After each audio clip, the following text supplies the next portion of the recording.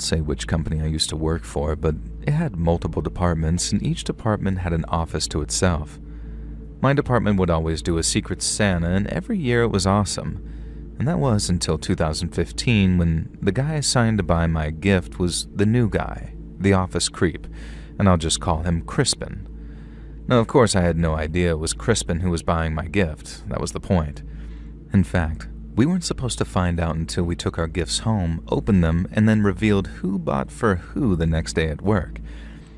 Now, I'd been assigned Margaret, this elderly woman who'd been at the company for years and who loved bath bombs and things like that, so she was an easy buy. Being a young woman in her mid-20s, I figured that I'd be easy to buy for as well. My Secret Santa gift felt like a framed picture, and I could feel glass on one side as I gently tapped it. Now, it was pretty poorly wrapped, with a very fragile sticker stuck to the front, and I made sure to be careful getting it home. When I arrived home, I had various things to deal with, like breaking up with a guy that I met on Tinder who seemed cool at first but soon became way too clingy and obsessive. And I put on my big girl pants and broke up with him over the phone instead of text message or email because I at least owed him that. And then I had a glass of wine to calm my nerves, and by the time I remembered my Secret Santa gift, I was in kind of a melancholic but floaty mood. And when I opened it carefully, I thought that I was seeing things. It was a framed photo depicting a young, attractive couple on a beach. The man was wearing a Speedo that left very little to the imagination, and the woman was wearing one of those hideous micro-bikinis, neon pink I might add, and that left even less to the imagination. And you know the ones where the parts covering your naughty bits are clearly kinda see-through, so you're basically skirting the line of being naked? Yeah. And fair enough what people want to dress like, though. But the horrifying part was the fact that my face had been photoshopped extremely badly onto the micro-bikini chick's neck. Now, I'm a pretty pale girl, my hair's almost black, and this model was clearly a bronzed blonde bombshell. No attempt had been made to make our skin tones match or anything else for that matter, and in fact, I could still see a bit of her hair sticking out behind my own head. And even this was the most horrific thing, though. The horrifying thing was that Crispin from work had been photoshopped over Speedo Hunk's head, and this had to be a joke, right? A somewhat cruel prank from one of the girls since they'd been a little bitchy about Crispin. Now, I was less convinced it was a prank when I noticed that his signature was in the corner of the photo, though, written in Sharpie, although of course that could be faked as well. Now, feeling kind of upset and sick about it, coupled with the earlier events of the evening, I left the weird photo on my desk knowing that I'd find out the culprit tomorrow at work. And it was as bad as you'd expect. We all gathered together that lunch break with the reveal of who'd bought gifts for who, and as much as I'd hoped and prayed it wasn't the case, mine was from Crispin. And when he asked if I'd liked it, with genuine sincerity in his voice and on his face, what the hell was I supposed to do? Realistically, I know that I should have reported him to HR or just chewed him out, and I should have shown the Photoshop to my colleagues, although I felt weirdly embarrassed to do so. But Crispin outranked me in the company, and he was friends with the boss above, and he had this look of an eager puppy on his face when he asked me if I liked the gift. And so I did the dumbest thing I could. I said that it was sweet and thoughtful. And when it came time to show off our gifts to each other, I pretended like I'd forgotten it at home and described it as a photo of Crispin and I, and then left it at that. I know I made a stupid decision by letting this slide. Trust me, I really do. You're probably screaming at your phones or TVs or wherever you listen right now about what a dumb idiot I was, and yeah, I do agree. But it was just such a weird left-field incident that I could barely work out what to do, say, or even think. That night, I dismantled the photo. I didn't want to toss the whole thing out because it was in a bizarrely high-quality frame, and I figured that I could use it for something that wasn't massively creepy and weird. No, I was almost expecting some kind of message to be written on the back of the photograph. Ideally, a reveal that it was all some big prank and more likely a weird confession of love or a poem or something from Crispin. But no, just blank. And so I tore the photoshopped image into pieces, taking special care to decimate the micro-bikini lady and making sure my own head was definitively removed from the body and torn into a bazillion jillion pieces. And once again, I know I'm an idiot for not photographing the evidence, or better yet, keeping it, but I was just so dumbfounded by it all that I wasn't thinking straight. So instead of doing any of the things I should have done, I shredded the photo, threw it in the trash, and then took the trash bag outside and put it in the outdoor garbage can. I figured the further away that I was from the cursed image, the less I'd have to think about it. And I didn't think about it again, not really, until that day at work a few days later. I was in the break room making myself a coffee when I heard the door open behind me. I greeted the newcomer with a "hey," knowing it'd be some member of our small department that I was friendly with. Now, I wasn't even concerned at the idea of it being Crispin. He'd behaved totally normally since the Secret Santa, and I was beginning to think that I maybe misunderstood a joke or overlooked a meme or something that I'd never seen before. And I felt his breath on my cheek before he even spoke. I had no idea how to react before he spun me around and stared me in the eyes, his face glowing and red with anger. "Why did you throw my gift in the trash?" he asked, and his fingers were squeezing tight against my arm, and for the first time in my life I felt genuinely, terrifyingly threatened by a coworker. I kind of stammered out, not knowing what to say. How the hell could I explain it when it was so obvious why it was so gross, this inappropriate gift that I wouldn't want? He squeezed my arm tighter and then demanded again that I explain why I'd trashed the gift. And that's when I got mad. I shoved him away, back against the small table in the center of the room, and I let him have it with both barrels. I told him it was inappropriate, perverted, and completely unwanted. And then it hit me. How the hell did he know I'd thrown his gift in the trash? Could have been a lucky guess, but I wanted to know, so I asked. And the answer was very chilling and very simple. He told me matter-of-factly that he had a suspicion that I might do this, so he'd been checking my garbage. Like, holy crap, bro. I was taken aback and had no idea what to do or say other than ask why. Why the photo? Why this obsession? Did he have a thing for me? Was this some kind of attempt to win me over? Crispin acted insulted and almost disgusted, like the idea of being attracted to me was sickening to him. Now, I know he was trying to rile me up, but my dumb idiot self bit the bullet, demanding to know why that was so gross, and if so, why did he Photoshop such a weird, strange picture as my Secret Santa gift? And this a-hole had the temerity to claim that I was the one sexualizing it, and that it was simply a couple of people standing together and I chose to read that into it. My fake body had been basically naked, mind you, and you could see everything through that micro-bikini. That settled it. Crispin was a creepy nutjob, and I was the complete idiot not to keep the evidence proving it.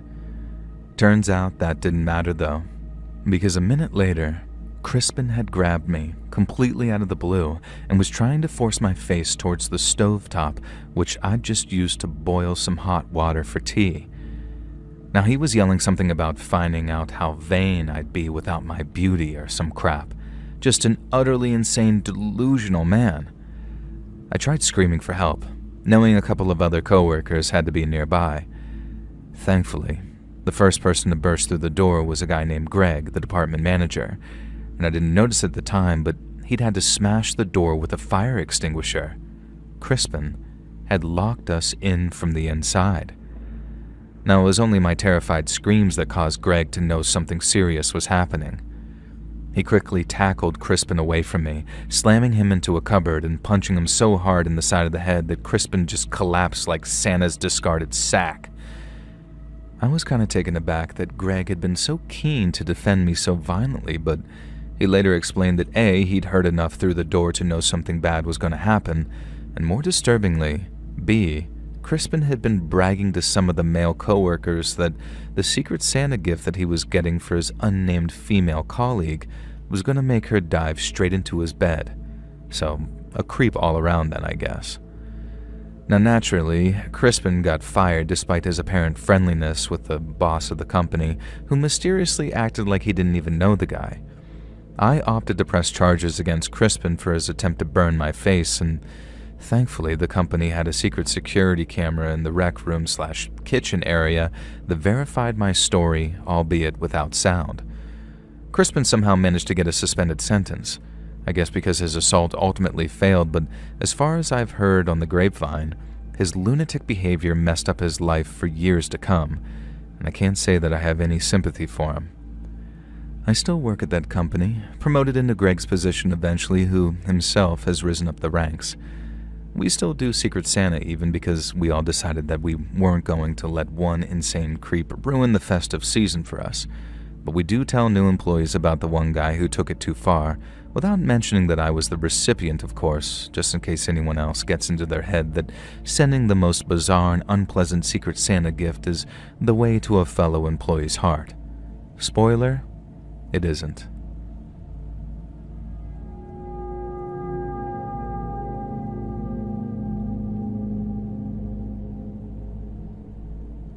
So I'm a woman in my mid-20s. Usually I live with my boyfriend, but he was away for work, returning home on Christmas Eve. And this story takes place a few days before Christmas Eve. I was just chilling around the warm, single-story house in my PJs, and the place was decorated for Christmas, and I was excited for my boyfriend to finally get home on Christmas Eve and see it. Now, I'm not sure exactly what I was doing when I first heard the noise, probably watching some crap on Netflix, but I heard what definitely sounded like footsteps on the roof. Now, you know how it's not at all weird to hear strange noises around a house. Buildings, new and old, can shift and settle, especially when the temperatures change. Plus, there could be squirrels hibernating in the roof space. Even a single-story house has one. And whatever, bros, as long as you don't bother me, I'll let you warm yourselves up there. Now, my friend called, and we were chatting and gossiping about various crap, including whatever show I was watching on Netflix, which makes me think it was probably 10 Reasons Why, because I remember I was complaining about it so much that my friend laughed at me for raging like I was on Twitter.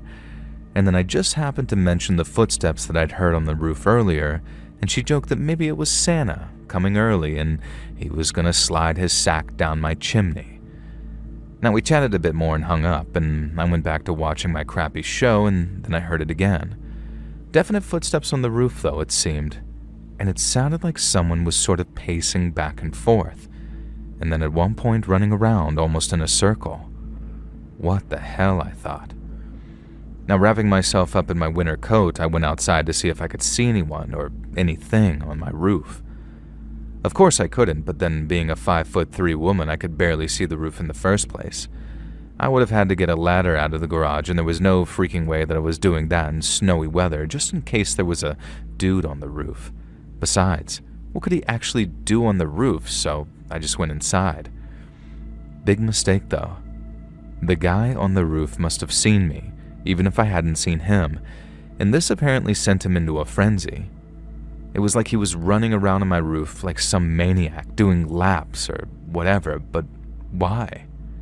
I have no idea, but it was incredibly unsettling and terrifying, and very scary since I was home alone.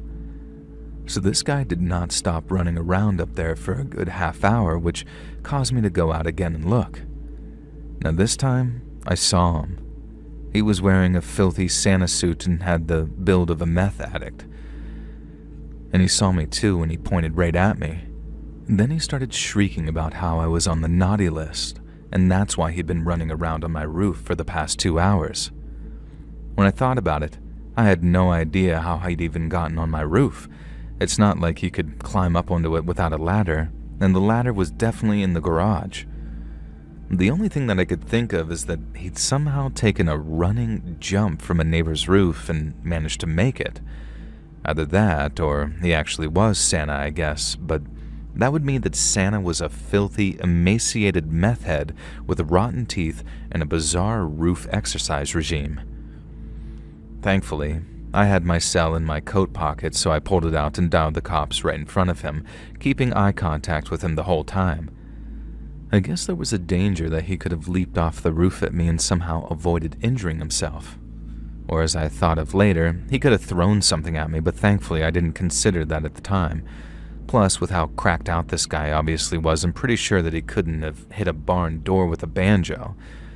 And when I got off the phone with the cops, I told Meth Santa that they were on their way. And he sort of paused, thinking about this for a moment, and then started doing laps around the roof again. And I watched in shock as he ran in circles faster and faster, and then eventually charged towards my neighbor's roof and did a front flip as he jumped across the gap. Now, to his credit, he made it too. Meth Santa was some parkour expert apparently, and I watched as he sprinted around the roofs, leaping further and further. And when the cops got there, I told them roughly where he'd gone, but I was kind of in shock. It's not every day that you see a methed out Santa doing parkour across your neighborhood. Now, I went back inside and kept watching out the window, and about 30 minutes later I saw a squad car driving past with that Santa in the back, looking pretty sad.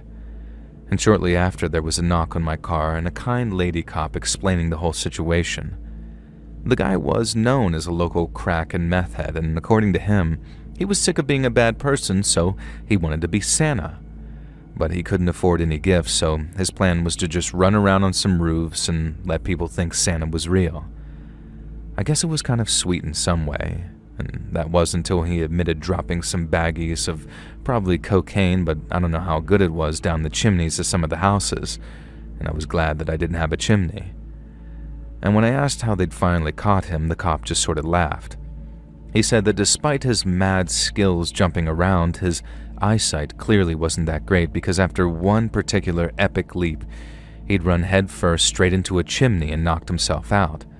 And then the cops in the fire department had brought him down, checked him over with the paramedics, and then carted him off to the local police station. I have no idea what became of him, and I'm not sure what kind of crime it is to freely drop baggies of probably dirty cocaine down people's chimneys as a Christmas present, but I hope he got the help he needed. When my boyfriend returned, I told him the story, and he thought it was the funniest thing ever, after refusing to believe me for about an hour. And he was hugely disappointed that he didn't get to see the fun for himself, but despite that, and despite my visit from Meth Santa, I still managed to have a great Christmas. And this year, I hope you all do too. Just remember, if you hear footsteps on the roof, it might be the jolly fat man, or it might be a crack addict. These days, you just never really know.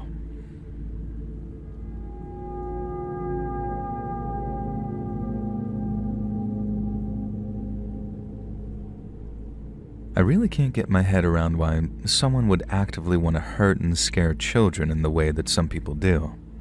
I guess some people just have something wired wrong in their brain, and maybe their own children were so terrible that they want to spread that pain to others. I don't know, I'm not a psychologist, although sometimes I wish I was. Oh, I especially can't wrap my head around the kind of person who would try and ruin Christmas even further for kids who already have nothing.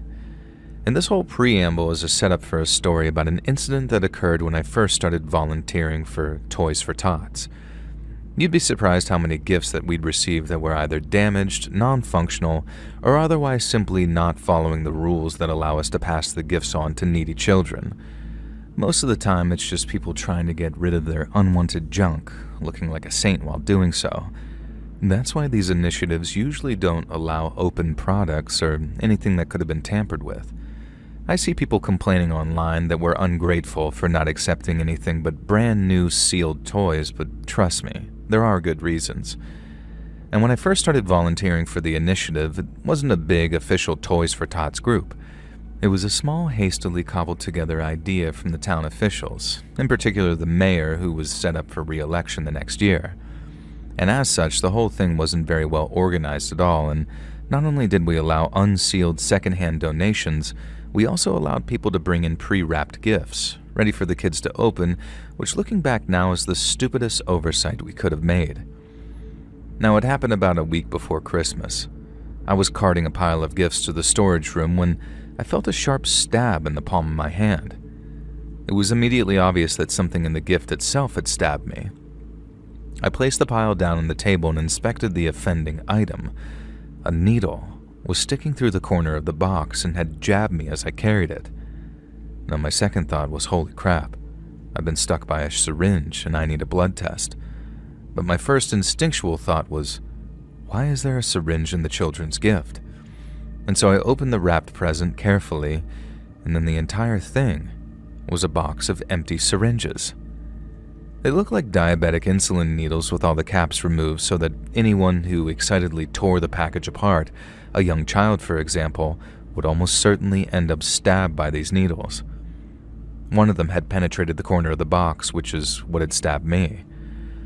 I called my supervisors in, who immediately insisted that I go to the hospital to get checked out because who knows what those syringes were infected with, and I'm pretty sure that they were brand new needles for insulin designed to scare and hurt rather than infect anyone with anything.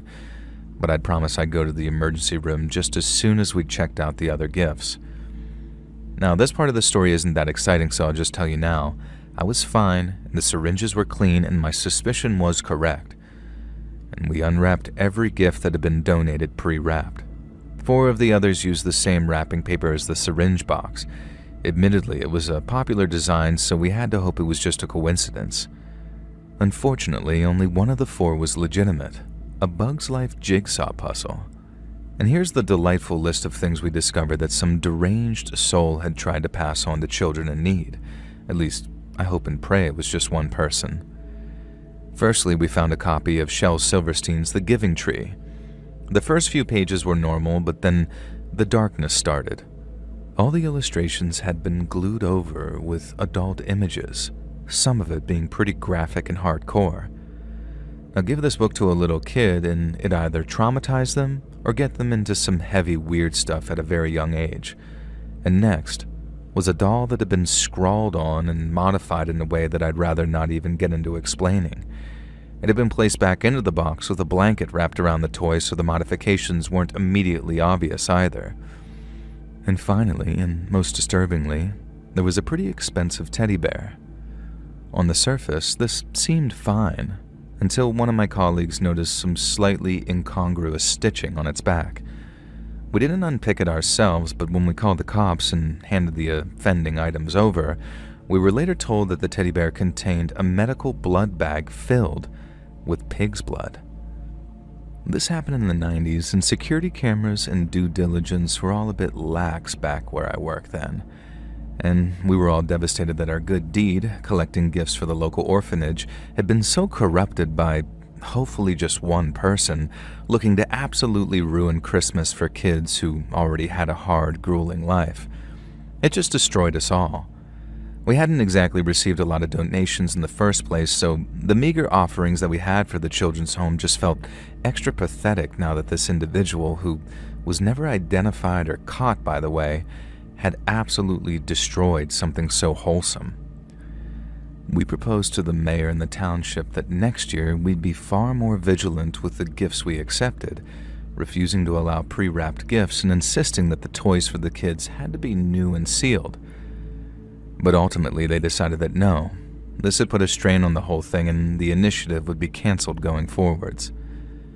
Thankfully, there are other towns, and these days there are much more official Toys for Tots initiatives that are well managed and carefully vetted.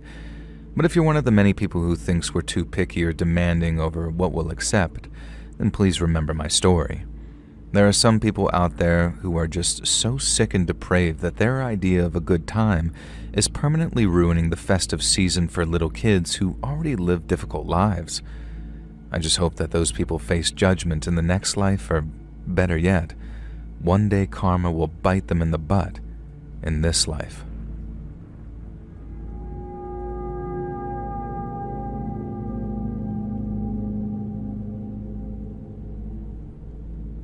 So many years ago now, I worked in a little craft store, and it was coming up to Christmas. Now, this was always a lovely, busy time for the store, and we'd done extra well that year.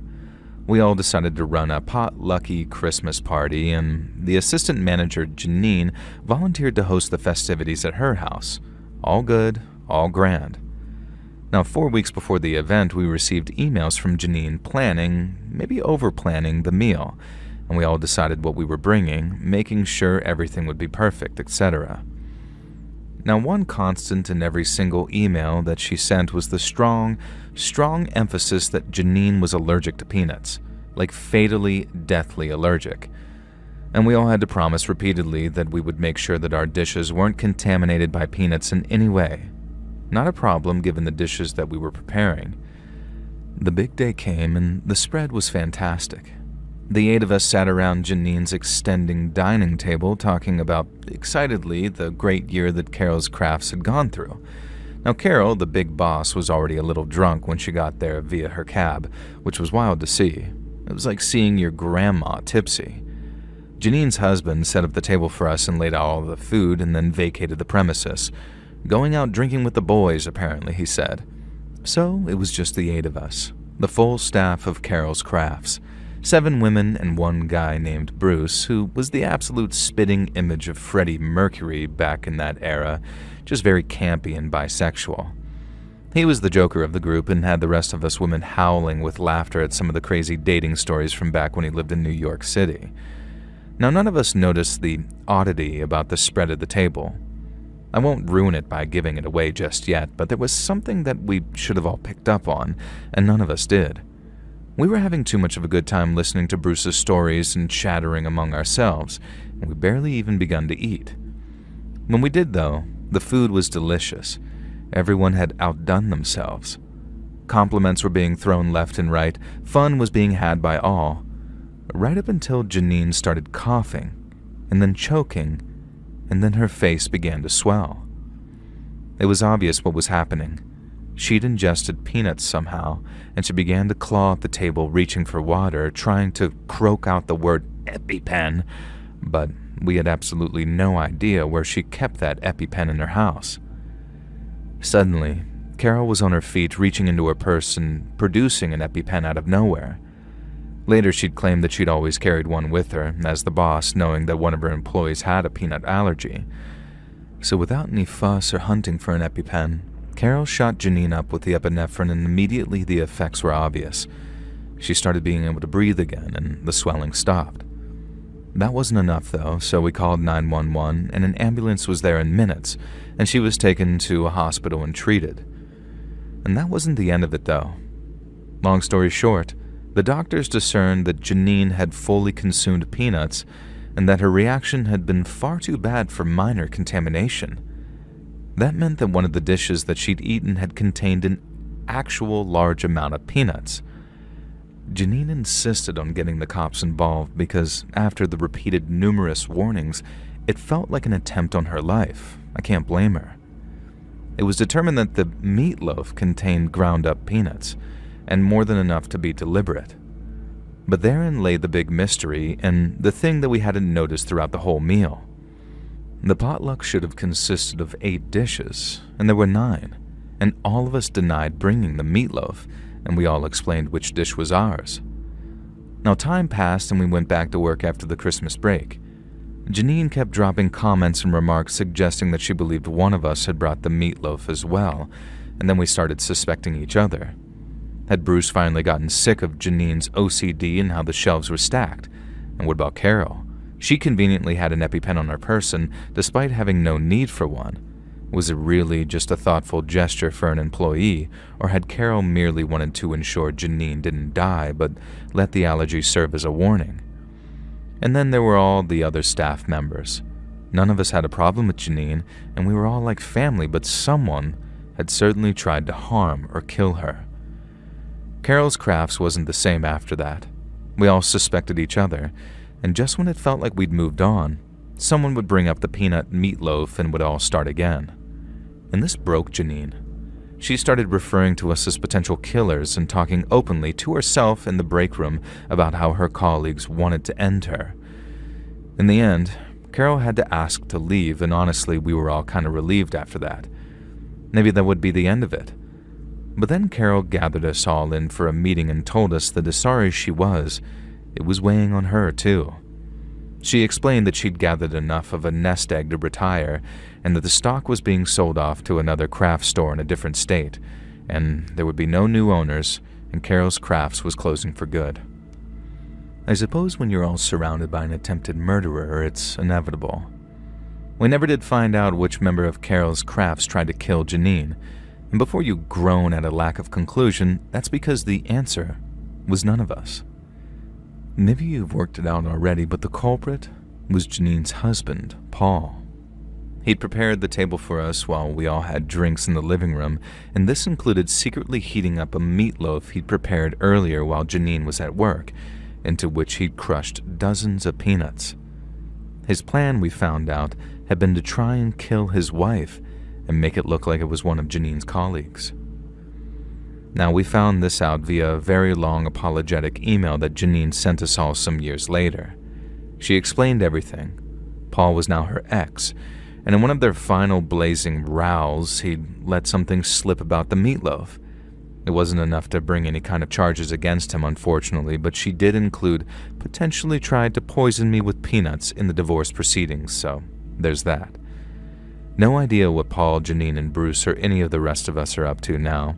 I do know that Carol retired to Florida and passed away during the pandemic, ironically by being hit by a bus and not the virus, according to Facebook, but I wish them all the well. Now, I'll just say one thing. There's no way that I'm having a potluck Christmas meal with any of them ever again.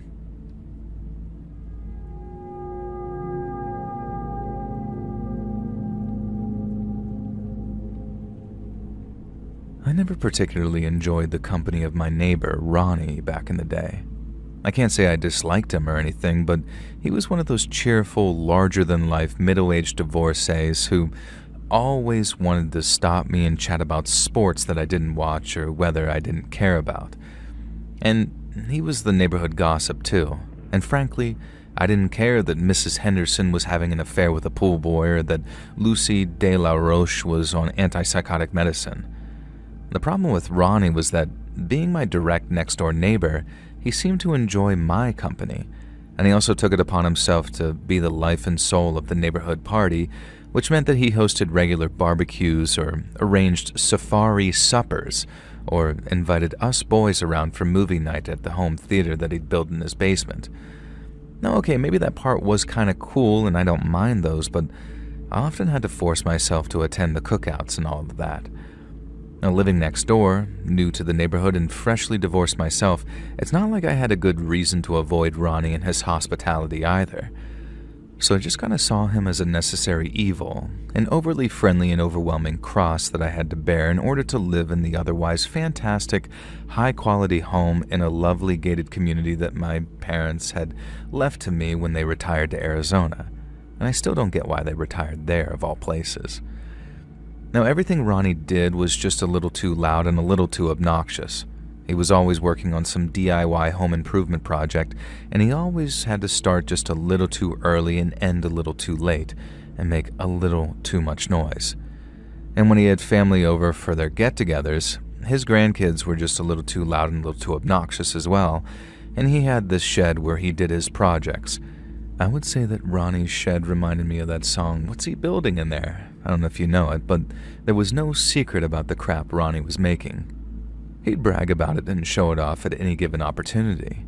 Picnic benches, refurbished recliner couches, reframed paintings that he'd found at the Goodwill.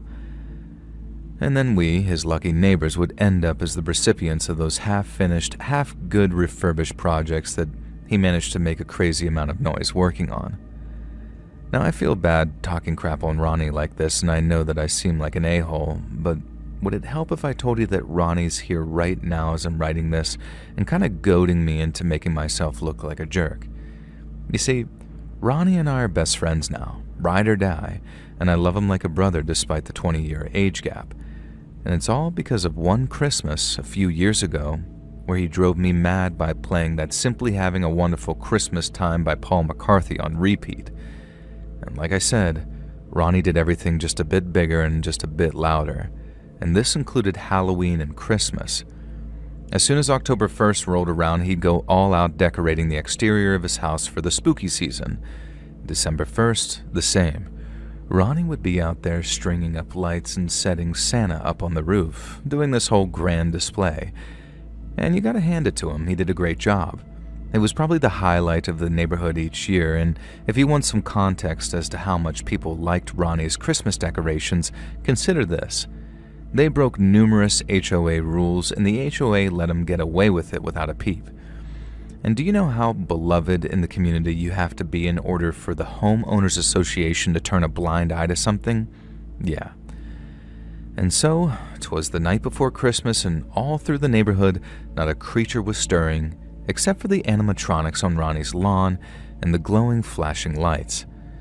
I'd learned to just tolerate it by then, invested in a sleep mask instead of being the local neighborhood curmudgeon at 27. And what I couldn't stand, though, was the fact that he decided to play Christmas music at what felt like a pretty unreasonable volume at 11:18 p.m. Wonderful Christmas Time by Paul McCartney, and only that song, too. And I heard it on repeat 4 times, and there hadn't been music blaring from his house either. Was he having some kind of late-night family party? This just seemed weird even for loud, proud Ronnie. And then the song started for the 5th time, and this time it was louder. 6th, louder still, and eventually when Paul freaking McCartney was on his 9th loop of singing "The Party's On" and "The Feeling's Here," my windows were rattling and I was just about ready to go over to Ronnie's and remind him about Mark David Chapman and the fate of another Beatle. Okay, maybe not quite that drastic, but I was gearing up to go over there and finally yell at the guy. Yes, even on Christmas Eve. And I could see the lights going on in other houses in our small gated community too. Silhouetted figures peering out at Ronnie's place. And as I was pulling on my coat and boots, the song looped again, even louder this time, and I knew that there was no going back. Time to pay my neighbor a visit and tell him and whatever guests he had that they needed to keep it the F down. Some of us had Christmas in the morning. From the way our houses are positioned, I can't see Ronnie's front porch from any of the windows I've been looking out of, so when I arrived on his lawn, I could immediately see something was off. For one thing, one of his beloved light-up Santas had been smashed. For another, his front door was wide open. Now, I thought about heading back to get my gun, but something told me that this was too urgent. Instead, I grabbed an axe resting against Ronnie's firewood pile and made my way into the house. The inside was a mess. The whole place had been trashed, like someone was looking for something. In particular, a lot of the pictures that he had on the walls had been pulled off and thrown to the ground. I followed that sound of wonderful Christmas time into the living room, and I'll never forget the sight that met my eyes. Ronnie was just lying there, in a pool of blood, somehow hooked up against the cabinet that held his old classic stack-based stereo system. His eyes were just sort of coming in and out of consciousness, and his hand rested on the volume knob. His fingers were slippery with blood, and he'd been trying to increase the volume to get someone's attention, he told me later. He managed to get the collar of his shirt hooked on the cabinet, so he was being held up, but I could immediately see why he wasn't able to move any more than he was. The man had been beaten within an inch of his life. Both of his legs were broken, one of them so badly that I could actually see the bone protruding from both ends of the break. One of his arms was broken too, and his good arm was just about capable of occasionally upping the volume on that player. Now, I could barely recognize the guy. His face was so swollen, caused by what I later discovered was an aluminum bat to the face over and over.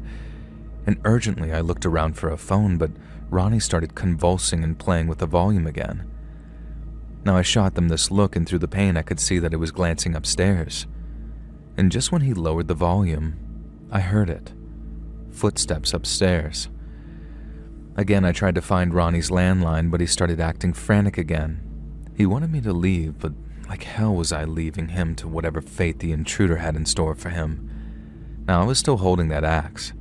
I had no idea where Ronnie kept his guns, and to this day I have no idea why I behaved so recklessly and stupid, but it was Christmas Eve, so why not? I decided to rush upstairs and confront whoever had done this to Ronnie, armed with some rusty log-cutting axe. Now, immediately I saw the guy.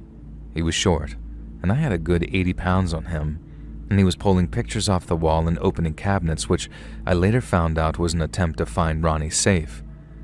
I didn't even think. I didn't even feel like going down for murder by attacking a man from behind with an axe, so I flipped the weapon in my hand, and with all the force I could muster, I charged the intruder and cracked him in the side of the head with the handle of the axe. I expected him to fall immediately, but instead he turned to face me, fury in his eyes, as much as I could see through the ski mask anyway. I also saw that he was holding a pistol.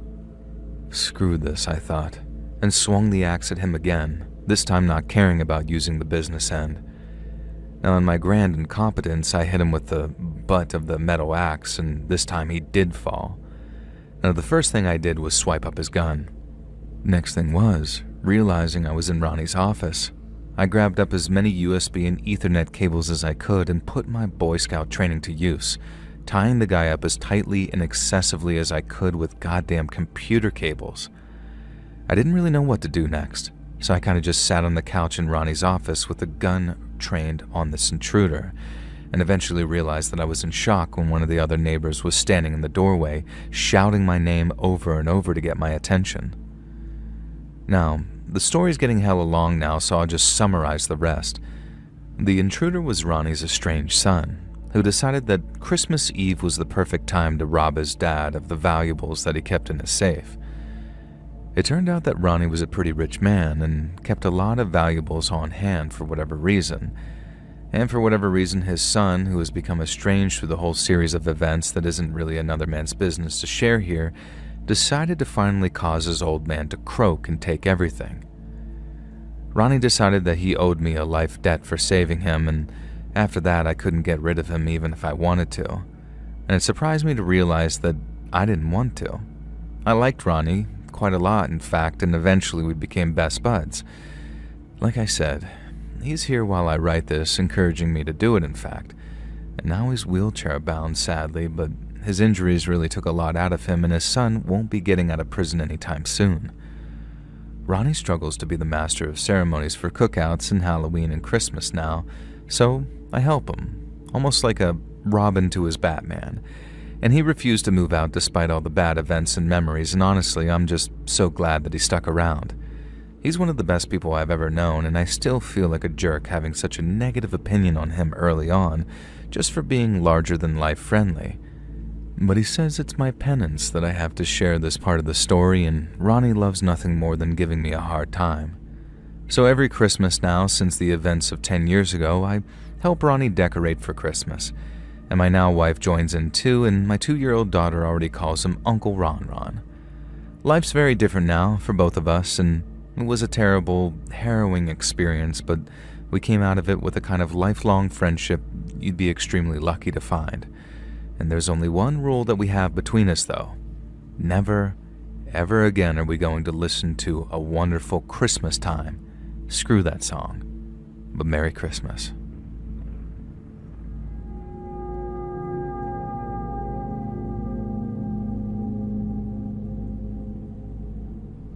So I'm actually the son in this story, and it was a tale my dad told me many times from when I was a kid. I'm going to write it from his perspective as he dictates it to me, though, because it makes more sense listening to it from his point of view. And I asked him to write it down for me, but he said, I'm not writing out all that crap for some Facebook Minecraft pod channel nonsense. He's 65 now, and I have no idea how he knows what those things are, but I just told him that I'd write it out for him. And he also cannot get his head around the fact that you are not Markiplier, and that other YouTubers exist, so I'm writing it exactly as he dictates here. So anyways, hi Markiplier, or whoever you are. This happened back in the day. Our family stupidly decided that we wanted a real Christmas tree that year. Now trust me, don't bother. It's messy as crap, and, well, I guess it could lead to the kind of thing happening that happened to us. We drove out to a certain national forest. Me, the wife, and this little bastard here writing this all down. Now please note, I love my son very much, I just like giving him a bit of crap here and there. And so we were just going through the national forest when I found it, the perfect tree. Out came the axe, and I began swinging like a woodsman out of old. Paul Bunyan would have been proud of me, whacking and thwacking away at that tree trunk like a pro. And suddenly, I heard a sound. A sort of spluttering, horrified scream of, "What the F do you think you're doing?" A big, fat, older couple came waddling their way through the trees, dressed up in winter gear. The man was red-faced from exertion and years of enjoying a bit too much to drink. He pointed one fat, bloated finger into my chest and told me I was not, I repeat, not, allowed to cut these trees down. I replied that in fact I was allowed to cut these trees down, and this part of the forest allowed it, and I even produced the necessary paperwork proving it. Now, in fairness, not everyone knows that certain parts of certain national forests allow you to cut down Christmas trees, so I came prepared. The man took the paperwork from my hands, and instead of looking at it, he threw it down into the snow and just stomped on it like some stupid toddler. Now, my wife was seeing red. I'm the calm one of the two of us, but she comes up to this guy and started giving him an earful. How dare he lay hands on her husband, and how dare he accuse us of false crimes? Now, he began to stutter, and my wife continued to yell at him, now for getting spittle on her face. Every insult you could think of she was throwing at this angry old busybody. Now, I looked around for my son to check that he wasn't too upset by this whole ordeal. I didn't see him, nor I realized did I see the fat wife of the angry man. I scanned the forest, and there they were in the distance, the egg-shaped woman waddle running away, holding my son's hand and dragging him along. I'm not entirely sure what she told him to persuade him to go with her, but he wasn't trying to pull away or anything. The husband realized that I'd noticed what was going on and tried to step between me and the view of his wife kidnapping my son.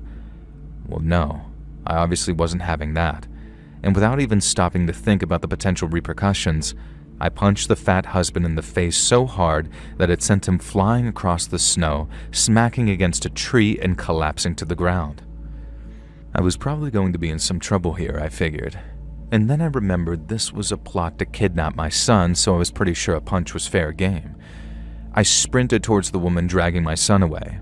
It was hard work in the thick snow, and somehow this chonky woman was faster than you'd expect. I was faster, though. I grabbed the back of my son's coat and swung him behind me, throwing him backwards onto the snow. And then, determined not to let this kidnapping heifer get away, I drew on my old high school football days and tackled her in the back as hard as I could. Maybe too hard because we went flying forward and her face connected squarely with another tree, knocking her out. I dragged her back to where my wife had somehow tied the husband up to a tree with the ties that we'd bought to attach the tree to the car roof. The wife was out cold, but the husband was just sort of muttering that we got this all wrong, that they just didn't want us destroying the forest. And the forest where it was perfectly legal to farm a Christmas tree, mind you. Sure, buddy. That's why your pig of a wife tried to steal my son. And this was days before cell phones, so my wife and son drove to the nearest convenience store while I just sat guarding the couple. We had no more restraints for the wife, so I kind of just sort of sat on her, which was not pleasant to say the least, and thankfully, she didn't regain consciousness. Eventually, my wife returned with the cops, and the couple were squeezed into the police cruiser, and I'm actually surprised they fit. Ultimately, nothing came of it, though. It was their word against ours, and according to the cops, they were willing to overlook the numerous assaults that I'd committed against them as long as we accepted that it was all a big misunderstanding. We didn't have a choice, really. No way was I going to prison and depriving my son of a father just to fight a losing battle.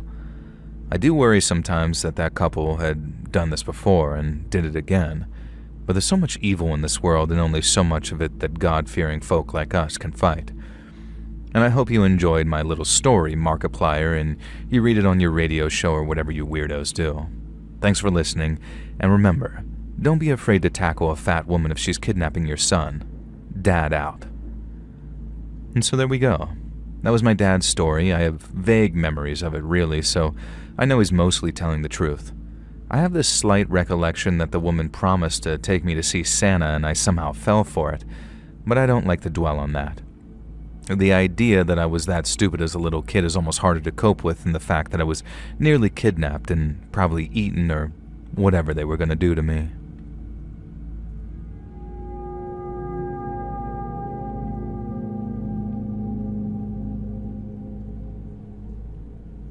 Is anyone here old enough to have been a dad in the mid-90s? Well, I am, and I went through a lot during fatherhood when my 3 kids were still under 18. 2 daughters, 1 son, and I couldn't be more proud of them to this day. But I'm not here to gush over my kids. The year was 1996, my son was 5, and that Christmas he wanted the hit-hot toy that every other kid wanted, a talking 12-inch Buzz Lightyear doll. If you were a parent around then, or even a kid, you'll know how freaking impossible that thing was to acquire. kind of rubbed salt into the wound that Jingle All the Way came out around the same year, basically portraying the same kind of struggle of a parent trying to buy an action figure. But I digress. I didn't go into a wild caper involving Sinbad, which ended up with me dressing in a full-functioning Buzz Lightyear costume. Instead, I turned to the classifieds. Worth a look anyway.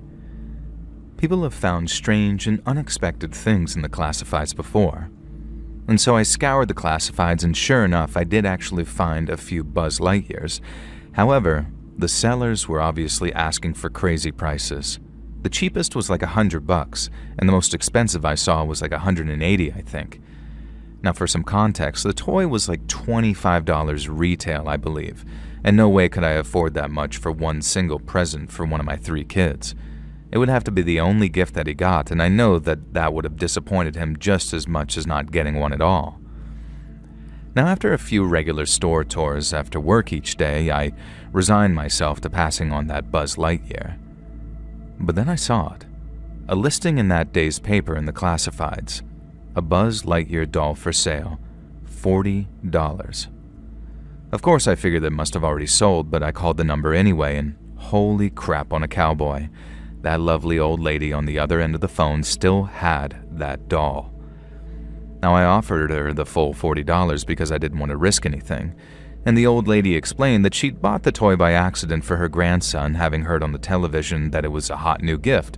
But her daughter had told her it was for little kids and her grandson was 12, and so it was probably a bit too old for the toy.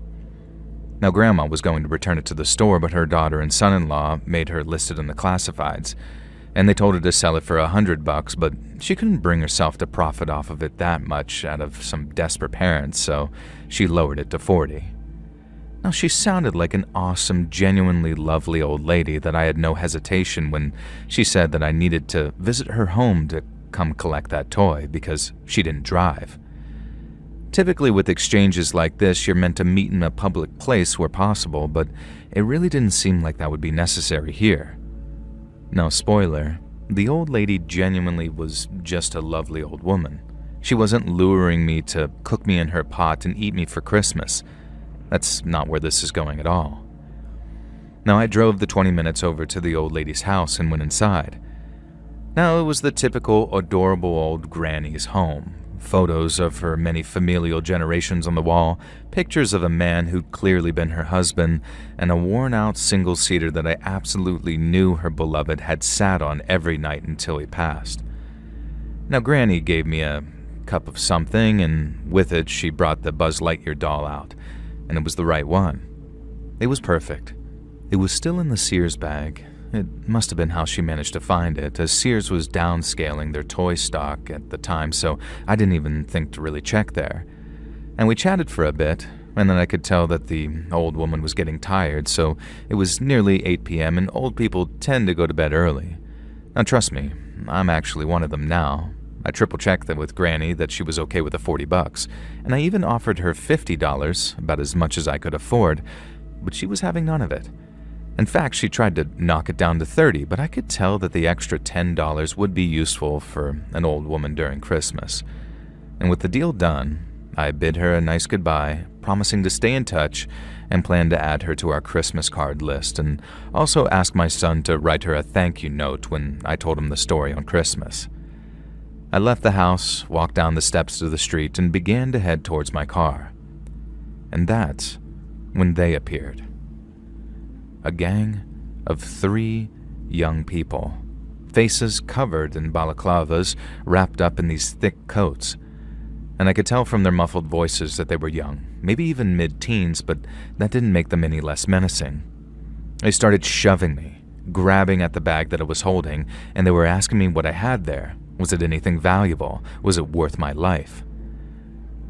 I just immediately tried to appeal to their youthful human instinct, and I explained that it was the Buzz Lightyear toy for my 5-year-old son, and I'd gone through hell to get it. Now, I expected at least an ounce of humanity or empathy at this, but no. It caused them to cackle and circle me, snatching at the bag and trying to pull it away from me. Now, I thought about lashing out. Now, back then, I wasn't some weak guy, and I could have probably done them some damage. but I was scared out of my mind that I'd get in more trouble than they would if I beat up a teenager in the week before Christmas.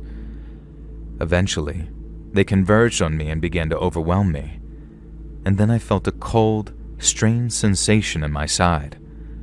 I didn't realize what had happened at first, but I remember my vice grip on the Sears bag failing and dropping the Buzz Lightyear doll. One of those youths snatched it up, and then they all looked at me and I could see a weird kind of horror in their eyes. Why, I thought. Who the hell did that, one of them asked, and the others just shook their heads, clearly not wanting to admit to whoever it was.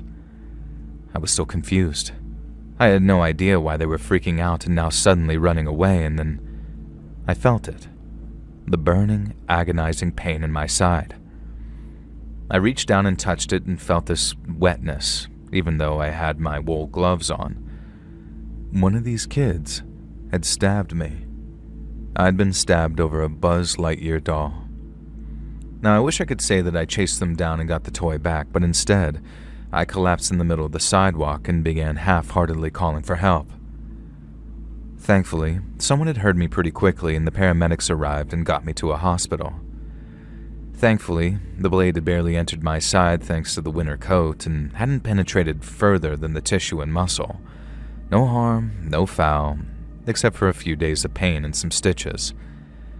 Thankfully, work's medical insurance covered most of it too, so it didn't even screw up Christmas financially, so to speak. And there was still the matter of letting my son down gently. I deliberated whether I should tell him that I wasn't able to get the Buzz Lightyear doll, but in the end, me and my wife decided to just tell him the truth. And so a few days before Christmas, we sat him down and explained everything. Why Daddy has an injury, and why he wouldn't be getting the Buzz Lightyear toy he wanted. I kind of expected tears and a tantrum because he was 5, but no. He was completely gracious and wonderful about it, and just said that he understood and that he'd be happy with some of the other things on his list, which was admittedly pretty extensive. And so my son never did get the Buzz Lightyear toy for that Christmas. I got a knife to the gut, but Christmas was still wonderful with the family. And then a week after New Year's, I happened to see a lone copy of the Buzz Lightyear toy sitting on a store shelf. And I guess they weren't quite so frantically in demand then. So, of course, I bought the toy for him, and finally I was able to give my son a talking Buzz Lightyear. That year, I decided to make a concerted effort to get all the kids heavily into video games because you couldn't really go wrong that way. But that one Christmas, the ugly spaceman from Toy Story nearly got me killed. Be safe out there, folks, even 30 years later.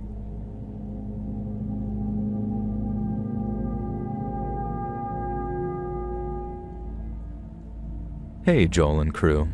Do any of you remember that huge, horrific blizzard that happened in Oklahoma way back in 2009? I got caught up in it, if that's not obvious. I was driving home from a remote Christmas party on Christmas Eve when the snow really began to fall. What reception I could get through the radio was telling everyone to stay indoors and definitely for sure don't go out driving in your cars. Well, thanks. That really helps halfway through my journey. Now, eventually the snowfall got too heavy and I couldn't risk driving.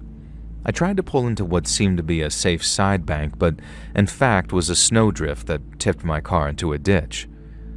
Within seconds, the whole car was covered in a blanket of white. Did you know the blizzard reached a record 14 inches of snow that year? Imagine being out in that. And so there was no point trying to gun the engine or pull myself out of the ditch. The car was kind of just sort of sideways at an angle, firmly stuck, and of course, I had no cell reception in the middle of a blizzard out in the sticks. Now, I was going to die in my car on Christmas Eve, I thought. I thought about my boyfriend waiting at home for me and the late night that we had planned, and I just sort of sat there and wept. He worked as a paramedic, so he hadn't attended the party with me as he didn't want to call off of work on Christmas Eve, and I was going to let him down by dying like a moron instead of spending Christmas morning in his arms. My teeth began to chatter, and I found every possible wrap, blanket, and piece of material I could in that car to wrap myself up in. I allowed myself occasional blasts from the heater, but I didn't know how long I'd need to conserve the battery, and I had to be careful with this. Whenever I turned the heating on, it would melt the snow on the windows just a little, and it felt like I was there forever. Hours, days, weeks. I drifted in and out of consciousness. One time I woke up and I was shivering so bad that I thought that I was going to bite my own tongue off. Now, I allowed myself an extra long gun of that engine and the burst of the heater then. Gradually, the snow melted off the windows, and I can't tell if I fell asleep again, but I had this distinct memory of seeing someone outside in the snow. They were wrapped in deer skins and just sort of prowling the forest. I know it had to be a dream, but you know when a dream feels like a dream? This didn't feel like that. This deer figure stalked through the trees, and they'd clearly noticed my car, but were pretending they hadn't. I banged on the window, shouting for help, but unable to open the door and too afraid to wind the window down in case the snow burst in and buried me. Now, eventually, this deer-clad figure did approach the window, tapped on it, and then just ran away. All I can remember is some dirty human face. I think I must have been delirious because I have no explanation for this at all, and this wasn't like the middle of nowhere, Finland. It was Oklahoma. I decided the heat was getting to me, so I just shut it off, but I still felt too hot, so I started removing the blankets and coverings that I had on. Somewhere in the back of my mind, I remembered that this was a symptom of hypothermia, that people become convinced they're too hot but not too cold. And I began drifting, and eventually a choir of angels descended from the heavens, glowing golden and silent through the blizzard. Except it wasn't a choir of angels, it was a rescue truck, and they were here to freaking save me. Now, I won't describe the boring, elaborate process that involved getting me out of my car into one of those shiny thermal blankets, and then taken to the hospital with a severe case of hypothermia. So, that's how I spent Christmas Day that year, in a hospital, making sure that I had enough fluids and didn't go into shock. My paramedic boyfriend didn't leave my side and brought me some of my gifts to my hospital bed. And it was actually one of the best Christmas days ever because the night before, I was certain that I was dead. And not being dead in a ditch is one of the best Christmas presents you can ask for.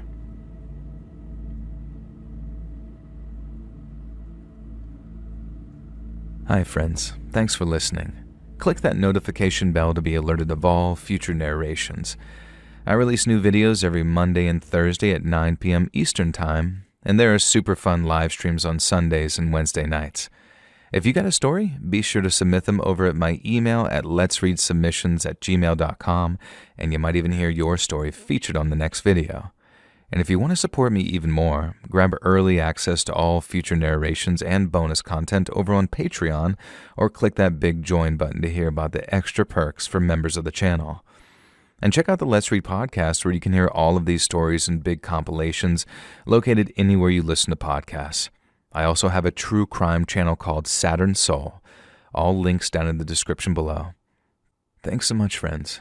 And remember, are you really going to treat me like this when Santa is literally on his way to town?